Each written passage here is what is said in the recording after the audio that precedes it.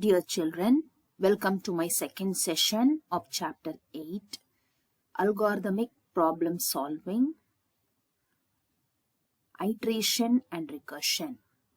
I will start this session with an example.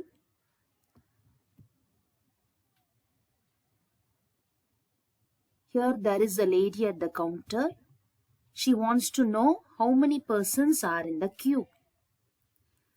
Instead of counting it herself, she asks the person A at the head of the queue to find out. The lady asks A, how many are in the queue? The first person doesn't want to count the length himself, so he asks the person B behind him, how many are in the queue?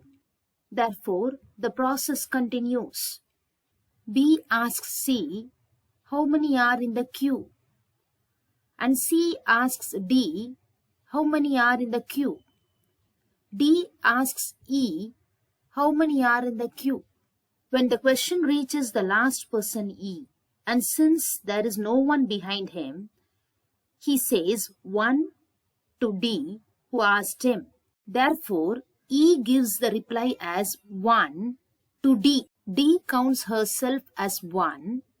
And with it, she adds the reply given by E and gets the answer as 2, which she says to C. C adds himself to the answer given by D and replies 3 to B. B also does the same. He adds himself with the reply given by C and gives the answer as 4 to A. A adds himself to 4 and finally gives a reply as 5 to the lady at the counter. The lady at the counter gets the reply as 5. This example is solved by a method called recursion. Recursion is an algorithmic design technique closely related to induction. It is similar to iteration but more powerful. Using recursion, we can solve a problem with a given input by solving the instances of the problem with a part of the input. Let us analyze the algorithm for this example. Let us name our solver as length. In the final step, solver length gives the result 5. That is, length of A, B, C, D, E is equal to 5. But to get this result, the solver calls a subsolver with reduced size. Length of A, B, C, D, E is equal to 1 plus length of B, C, D, E. Therefore, in each recursive step, the subsolver is called with reduced length. Length of B, C, D, E is equal to 1 plus length of C, D, E. Continuing this process of calling the subsolver with reduced length, the next step will be length of C, D, E is equal to 1 plus length of D, E. Length of D, E is equal to 1 plus length of E. E was the last person in the queue, so length of E is equal to 1. This result I can substitute in the previous step so that I get length of D, E is equal to 1 plus 1 equal to 2. And this result got in this step, I will substitute in the previous step, length of C, D, E is equal to 1 plus 2 equal to 3. And this result is substituted in the previous step.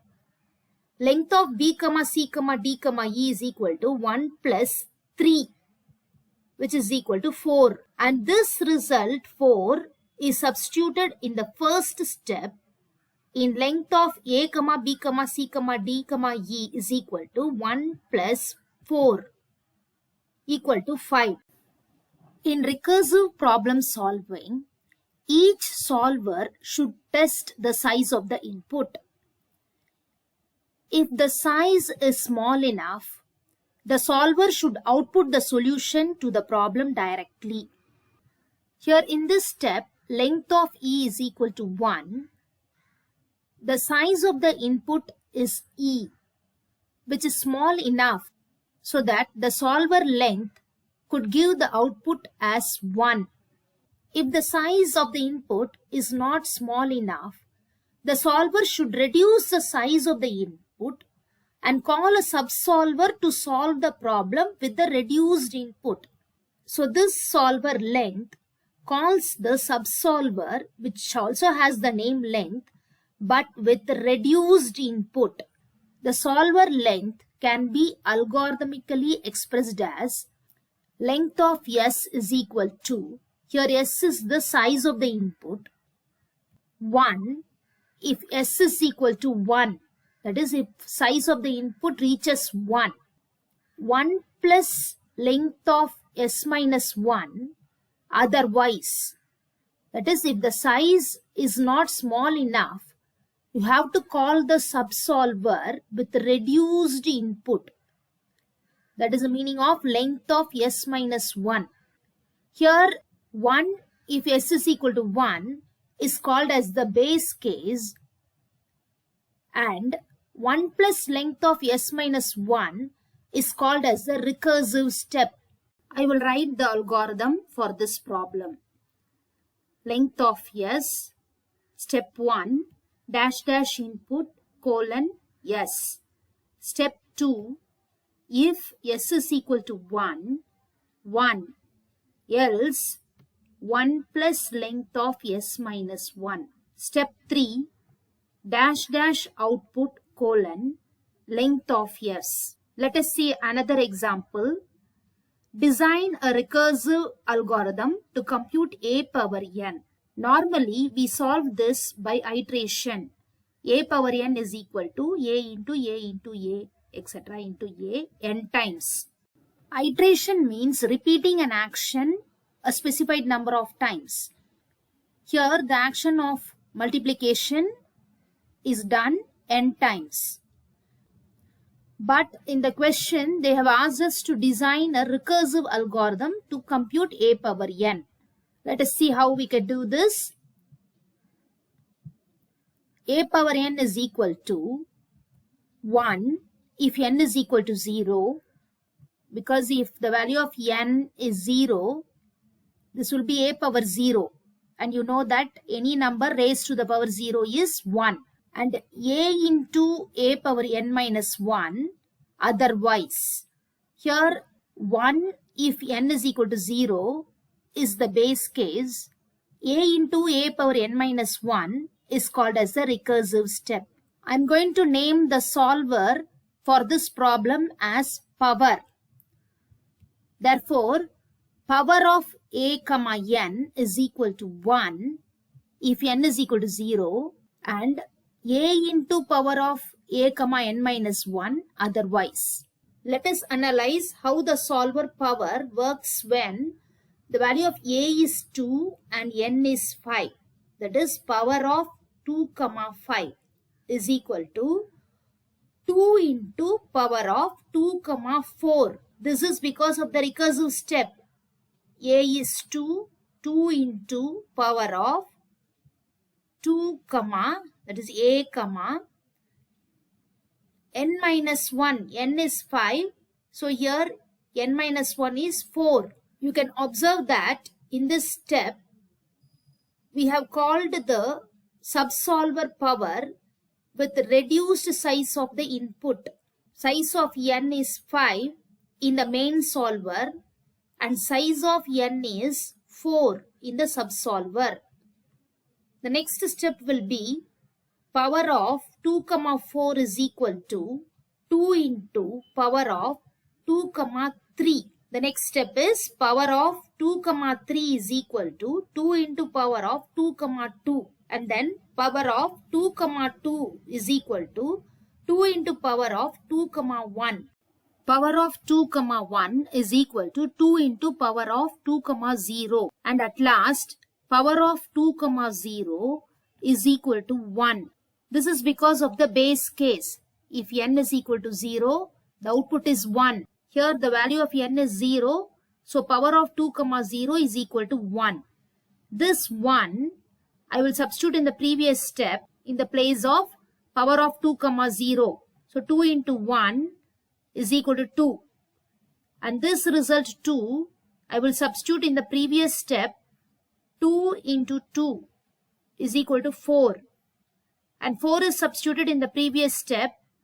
2 into 4 is equal to 8. And once again substituted in the previous step. 2 into 8 is equal to 16.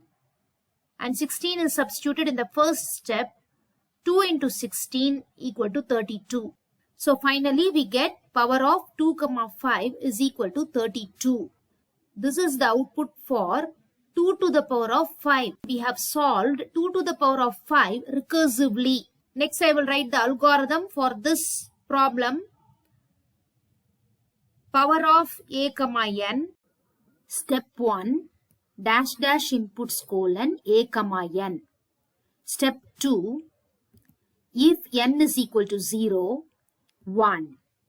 Else a into power of a comma n minus 1. Step 3. Dash dash output colon a power n. We will see another example on recursive problem solving. Take a corner covered board of size 3. Size 3 means 2 power 3 into 2 power 3 squares, which is equal to 8 into 8 equal to 64 squares. This board has 64 squares. It is a corner covered board of size 3. The problem is to design a recursive algorithm to cover the board with L-shaped triominoes. What is a triomino? A triomino is made up of 3 squares which is in the shape of L. Our task is to cover the board with L-shaped triominoes recursively. During the process, you can rotate the triomino as needed. Place a triomino in the center of the board. Now, divide the board into 4 subboards of 2 power 2 into 2 power 2 squares. Place a triomino in the center of each of the subboards. Again divide each board into 4 subboards of 2 power 1 into 2 power 1 squares. Place a triomino in each of the subboards and complete the problem.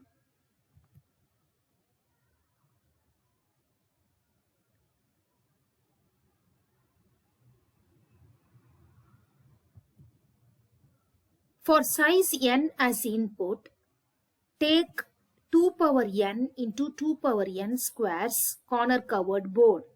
If n is equal to 1, place a triomino and complete the problem. Else, place a triomino in the center and then divide the board into 4 subboards of size n minus 1. If n is equal to 1, place a triomino. This is the base case. The else part is called as the recursive step. With this, I have come to the end of the session. Once again, I will review the steps for recursion. Each solver should test the size of the input. If it is small enough, the solver should output the solution to the problem directly. If it is not small enough, the solver should reduce the size of the input and call a subsolver to solve the problem with the reduced input. That's all in this session. Thank you, children.